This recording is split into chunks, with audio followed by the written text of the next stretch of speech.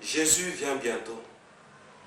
Et dans l'une de ses prophéties, le Seigneur a parlé de la chute des étoiles.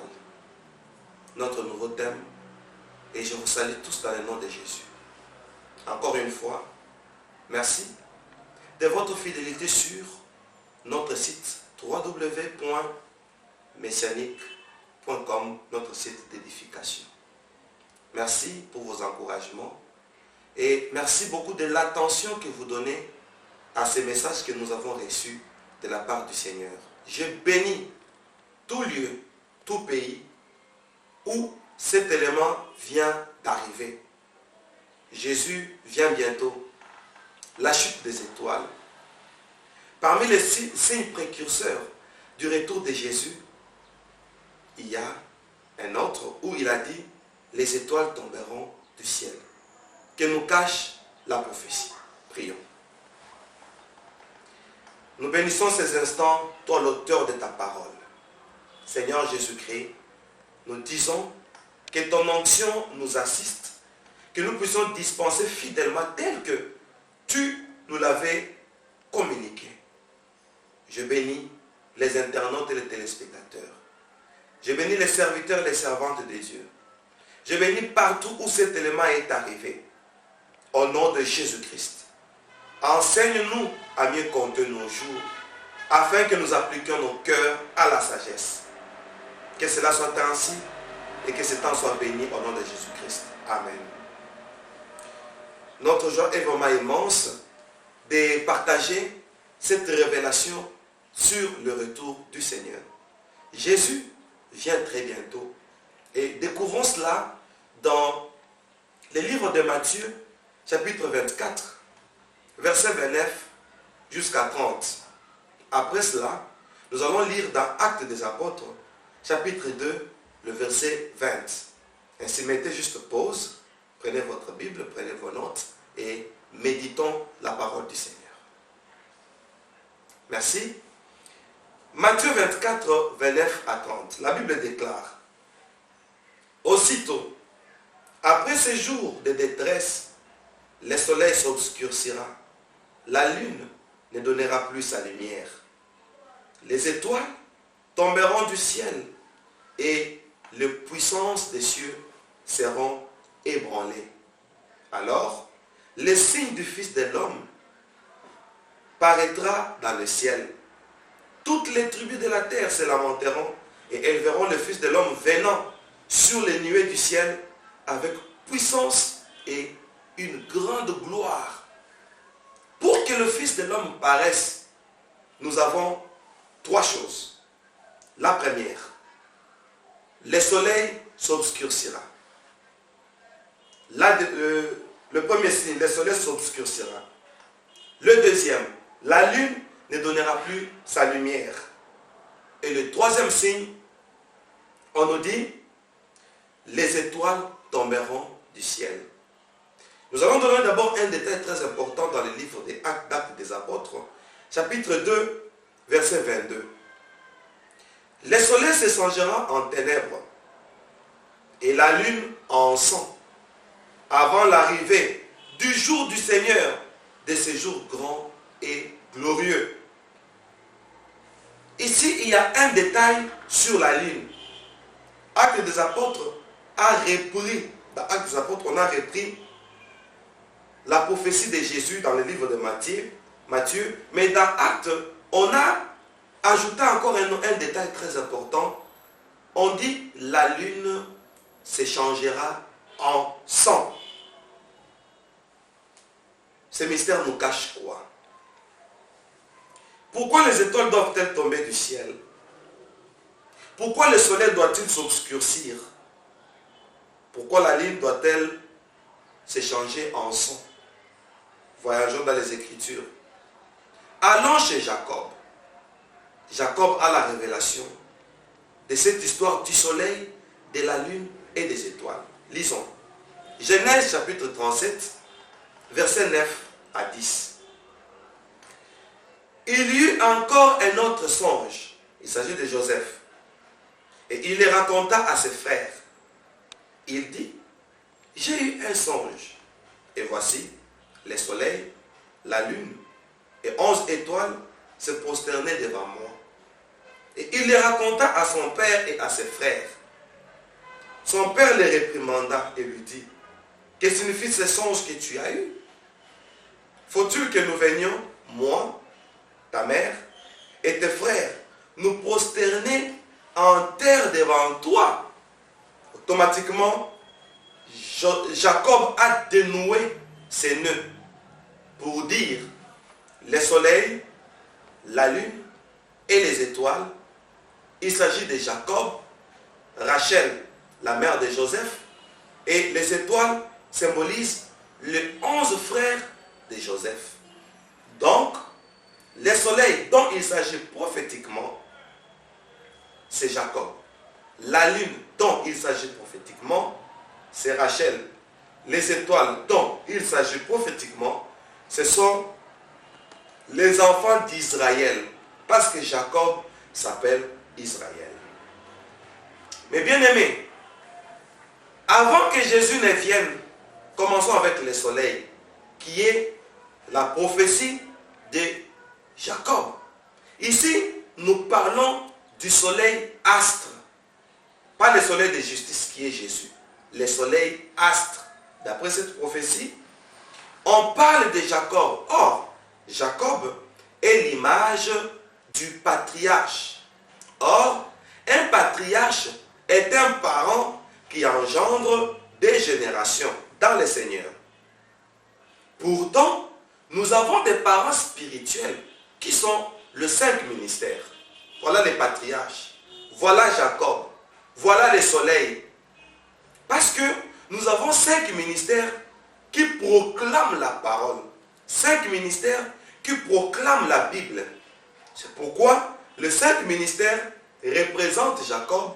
Jacob représente le soleil. Car le soleil donne la lumière. Et dans le livre de Psaumes, chapitre 119, versets 105, on dit, ta parole est une lampe à mes pieds et une lumière sur mon sentier. Donc, la parole, c'est la lumière. Le soleil qui ne donne plus de lumière, c'est une prophétie avant le retour du Seigneur qui dit que la parole de Dieu ne sera plus prêchée. Quelle parole? La parole des patriarches. Quel patriarche? Le 5 ministères. Pastoral, doctoral, apostolique, évangélique et prophétique. Voilà les 5 ministères qui ne vont plus donner la vraie parole. Or, il y a une conséquence. Quand le soleil s'obscurcit, la conséquence ou les conséquences au pluriel vont tomber sur la lune. Pourquoi? La lune ne nous donne que les reflets du soleil. Et si la lune s'obscurcit aussi, c'est parce que le soleil est en est l'auteur. L'agent causal de l'obscurcissement de la lune, c'est le soleil. Or, la lune, c'est Rachel. C'est une prophétie, c'est moi qui vais dire. Si les patriarches n'enseignent plus la doctrine, la parole, la lune, qui symbolise Rachel. Rachel, qui symbolise l'église, l'épouse. Donc, l'épouse, Rachel, la lune, va se transformer en sang. C'est un danger. Si l'église se transforme en sang, c'est un danger pour nous les patriarches. Si nous n'enseignons pas la parole, la lune va dégénérer du reflet solaire au reflet rouge du sang. Nous allons découvrir cela dans le livre de Jean. Jean chapitre 1er, le verset 12 à 13. On dit, mais à tous ceux qui l'ont reçu, à ceux qui croient en son nom, il a donné le pouvoir de devenir enfants de Dieu, lesquels sont nés, non du sang, ni de la volonté de la chair, ni de la volonté de l'homme, mais de Dieu. Ici on dit, à ceux qui ont cru en la parole. Si vous commencez avec Jean 1.1, au commencement était la parole. La parole était avec Dieu. La parole était Dieu. Etc. Tous ceux qui ont cru en la parole, cette parole-là a donné le pouvoir aux croyants, aux chrétiens, de devenir enfants de Dieu. Et quand on est enfant de Dieu, d'après Jean chapitre 1er, le verset 13, on dit, ils sont nés non du sang. Ça veut dire quoi? Ça veut dire que quand nous recevons la parole, cette parole vient ôter à nous nos dépendances biologiques, nos dépendances sociales. Ça veut dire quoi? Quand nous recevons la parole, nos motivations deviennent des motivations spirituelles. La vie physique compte moins, quoique c'est nécessaire. Comme Jésus-Christ avait dit, cherchez premièrement les royaumes des cieux et sa justice. Les restes, c'est-à-dire le social, le matériel, le physique, vous sera donné par surcroît, par-dessus. Bien-aimés, c'est un danger si la lune se transforme en sang. C'est une prophétie qui dit, l'Église deviendra charnelle. Pourquoi? Parce que le soleil n'a pas donné la lumière. Pourquoi? Parce que les patriarches n'ont pas donné la lumière. Pourquoi? Parce que les 5 ministères n'ont plus enseigné. Conséquence, l'Église devient charnelle. Autrement dit, les gens vont aller dans les églises pour les mariages. Vont aller dans les églises pour prospérer, pour émerger, pour s'épanouir. Donc l'église deviendra comme un centre d'accueil, comme une cité de refuge où des gens apportent leurs problèmes. Si aujourd'hui, l'église se limite seulement à répondre aux problèmes des fidèles, automatiquement, le ministère sera étouffé. Parce que chaque ministère a une vision. Quelle est la vision? Et vous allez voir, je vais ouvrir une parenthèse que je réouvrirai plus tard dans l'un de nos enseignements. Au milieu de la nuit, Paul est à Troas, dans une ville. Il était en train de prêcher. Au milieu de la nuit, Eutychus, qui était assis à la fenêtre, c'est-à-dire, il participait à la chambre haute, il contemplait le plein air, il vivait l'air de l'extérieur. Eutychus est tombé, parce qu'il était versatile, il n'avait pas de position. Quand Eutychus est tombé, Paul, au milieu de la nuit, était obligé d'arrêter son enseignement. Et quand il a arrêté l'enseignement, il est descendu pour s'occuper d'Eutychus. Voyez-vous? Or, au milieu de la nuit, on cria, voici l'époux, allez à sa rencontre. Eutychus veut dire riche. L'étymologie d'Eutychus, ça veut dire riche. C'est un enseignement que nous allons développer. Vous allez vous rendre compte que Paul va couper l'enseignement apostolique. Paul va sortir de la chambre haute pour s'occuper d'Eutychus. Au milieu de la nuit, les riches vont nous embrouiller. C'est-à-dire, les gens auront l'envie d'avoir l'argent, l'envie de s'épanouir. C'est ça, Eutychus, qui, sa position, va faire dégénérer l'apôtre qui était en plein enseignement. Donc, il y aura un temps de coupure d'enseignement et un temps de miracle pour s'occuper des riches, pour s'occuper d'Eutychus. Et Paul est rentré, il a déjà perdu quelques instants pour faire un miracle. Donc le ministère apostolique au milieu de la nuit va se couper parce qu'on doit s'occuper d'Eutychus, doit se couper parce que là dans l'église il y a quelqu'un qui a besoin d'émerger. Voyez-vous? Donc le soleil qui va s'éteindre, c'est les 5 ministères. Et la lune qui est Rachel qui symbolise l'église, la femme, va se transformer en sang. La vie biologique, c'est-à-dire les intérêts privés, les intérêts égoïstes vont plus primer dans l'église. Regardez aujourd'hui, quand quelqu'un trouve que rien ne va dans sa vie, quand quelqu'un trouve qu'il est bloqué, il a des blocages, et il n'émerge plus, il n'évolue plus, le premier repère, c'est l'église. Voyez-vous?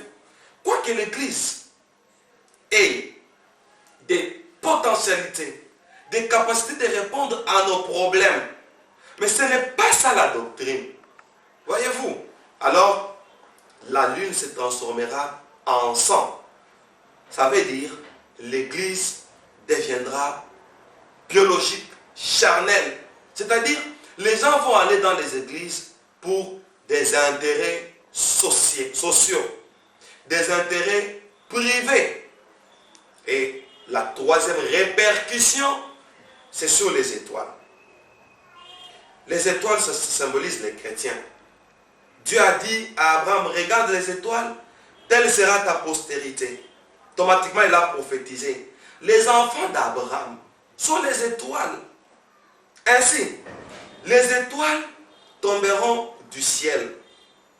C'est-à-dire, les enfants d'Abraham, oh mon Dieu, qui avaient les objectifs célestes, vont quitter le projet du ciel pour descendre sur la terre. Donc, Abraham va perdre ses descendants. Abraham va perdre sa génération. Pourquoi seulement Abraham? Parce que Jésus-Christ, dans l'une de ses prophéties, il a dit, vous verrez quelques-uns, les derniers, les prostituées, vont s'asseoir avec Abraham à table. Donc, on a déjà prophétisé que Abraham sera au ciel. Alors, Abraham doit fêter avec nous la fête des noces. Dommage, les enfants à Abraham, qui sont les étoiles, vont quitter le ciel pour descendre sur la terre. C'est ça la chute des étoiles. Pour dire, les chrétiens vont changer d'objectif. Ils vont quitter de la doctrine du royaume céleste au royaume terrestre. Voyez-vous? Or, si les enfants d'Abraham cessent d'être étoiles, ils descendent sur la terre. Jésus, quand il est venu, il a prophétisé. Connaissant cela, il a dit aux gens qui disaient, dites à tes disciples de cette terre, ils font du bruit. Quand il entrait à Jérusalem, Jésus a dit, même si mes disciples se taisaient, ces pierres crieront. Il a prophétisé. Parce que les étoiles vont tomber du ciel. Abraham perdra sa première génération. Donc Abraham a deux lignées. Première lignée d'Abraham, ce sont les étoiles. Deuxième lignée d'Abraham, Jésus ajoute, Dieu est capable de transformer ces pierres et les faire les enfants à Abraham. Donc, Abraham aura une deuxième génération. La deuxième génération d'Abraham, ce sont de pierres. Qui sont les pierres? Le pierre, ce sont les endurcis. Le pierre, ce sont les païens. Ceux qui avaient les cœurs durs, comme de pierre, auront la grâce pour devenir les enfants à Abraham. Ce sont des prostituées, de meurtriers, de drogués, de sorciers, de féticheurs, de magiciens, des occultistes. Tout ce monde-là va connaître Jésus. C'est ça la deuxième génération d'Abraham. C'est-à-dire la conversion de païens. Attention, ce sont eux qui risquent de dévancer ce monde dans le royaume des cieux. Parce qu'ils vont se convertir. Je flash. Attention. Quand Isaac est allé épouser Rebecca, quand Eliezer est allé épouser Rebecca pour Isaac, Eliezer a apporté ses 10 chameaux. Arrivé à la source, la Bible dit, Eliezer a fait asseoir les chameaux. Les chameaux se sont pliés à genoux. C'est une prophétie qui dit, le chameau c'est un animal du désert. Les chameaux symbolisent le païen. Parce qu'au temps ancien, les chameaux ne se mangeaient pas. Quand vous verrez les chameaux, c'est-à-dire les bêtes impures, quand vous verrez les chameaux, c'est-à-dire le païen, s'agenouiller à la source de l'eau vive, sachez qu'Isaac veut épouser Rebecca. C'est un enseignement que j'ai prévu pour vous, mes bien-aimés. Vous allez le suivre, ne vous inquiétez pas. Revenons pour dire, quand vous verrez le païen se convertir, sachez, ils se convertissent déjà pour remplacer les étoiles. C'est-à-dire les enfants d'Abraham, la première génération qui a abandonné les objectifs célestes. Ils sont venus sur la terre pour s'occuper de la terre. Nos retraites, c'est seulement la vie terrestre. Nos prières, la vie terrestre. Nos objectifs, nos jeûnes de prière, c'est seulement la vie terrestre. Nos prédications, c'est seulement la vie terrestre. C'est ça, la perte de vision. Les étoiles sont tombées du ciel. Alors, les pierres deviendront des fils à Abraham. C'est pourquoi Jésus-Christ, quand il est venu, il est allé jeûner pendant 40 jours et 40 nuits au désert. Satan est venu, il lui a dit, si tu es fils de Dieu, ordonne que ces pierres deviennent du pain. Or, Jésus n'a pas besoin que ces pierres-là deviennent du pain.